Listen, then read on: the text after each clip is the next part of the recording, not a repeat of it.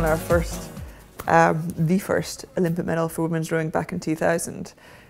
You know, there'd been no Olympic medals won by women's rowing for Britain before that time. And now, you know, people coming to sport now kind of get stunned by that because it's almost quite common now. You know, Olympic medals are everywhere for Great Britain. It's brilliant, piece of cake. And it really is the women that are performing consistently, repeatedly at the top level. That's had a massive influence, and like Miriam was talking about role models, they have a huge influence on kind of going right the way down to the grassroots and the clubs and the all different age groups, because they see what's possible. And the great thing is, for all the massive international global success, every single one of those athletes, you know, started off as a novice somewhere. You know, whether it was a club or whether it was a university or a school, everyone starts off somewhere, and vast majority, if not every single person, doesn't start off picturing the Olympics. You know, that's not what you aim for when you start off. You start off because you start with your friends, or it runs in the family or whatever, and you aim at those domestic regattas.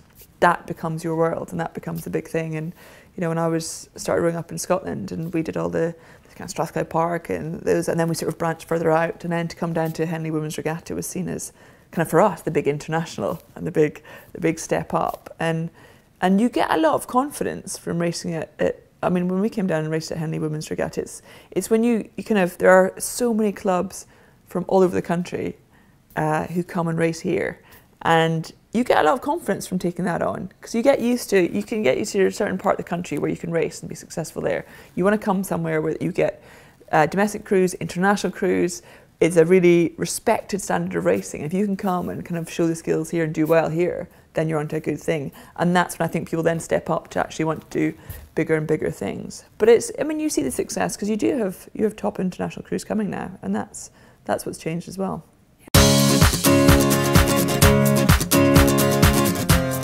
The most important thing about Henley Women's Regatta is to create a really, really great experience for the rowers that come to race, okay? And that's really, really important, whether that be the facilities that we deliver, the friendliness and supportiveness of all the volunteers that help at the regatta, that's the quality of racing that they get, the fairness of racing that they get, and to be able to enjoy the event, whether you are a winner or whether you're a runner-up or whether you've just come to Henley Women's for the first time. It's really important that our competitors have a really great experience.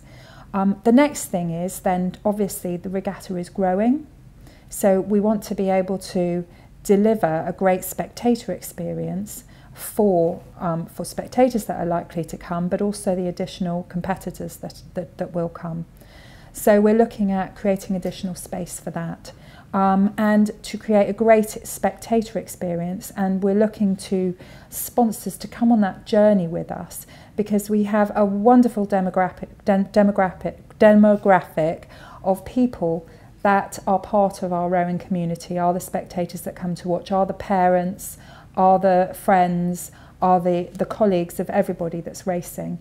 And last year we, with our partners, Unique Media, we were able to televise the regatta on our website, and so people were able to watch it throughout the world. So we're reaching a great spectator experience all the way around the world, as well as those that come to watch. So that's what we're looking for the future, and we'd really welcome any partners that would like to come and be part of that, because they will really enjoy the experience and they will get a lot out of it, whether it be increase business or whether it be just coming and being part of such a wonderful event with inspirational women such as Katherine.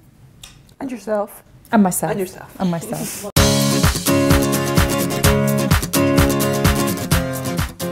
So, for example, last year we had York City. It was their 150 years of the club, and we had one of the club crews had won 2 years ago at Henley Women's, so they came back and they did a row over, and they had a big reunion and tea and everything together on the Sunday, which was really nice to be able to do that. And so we'd like to see more of our crews that have won coming back. If they want to do something special, we can help them do that. And also the other side is being guardians of the regatta and being the inspirational role models for the young that are rowing there now. And 50% of our crews that enter are actually schools or universities. And for many of them, looking up to winners of Henley Women's and successful women in international rowing, that's a real goal for them. So it's great to have those inspirational role models that are part of Victrix. And it's a way of being part of the sport, giving back to the sport, but enjoying having been in the sport, which is fantastic.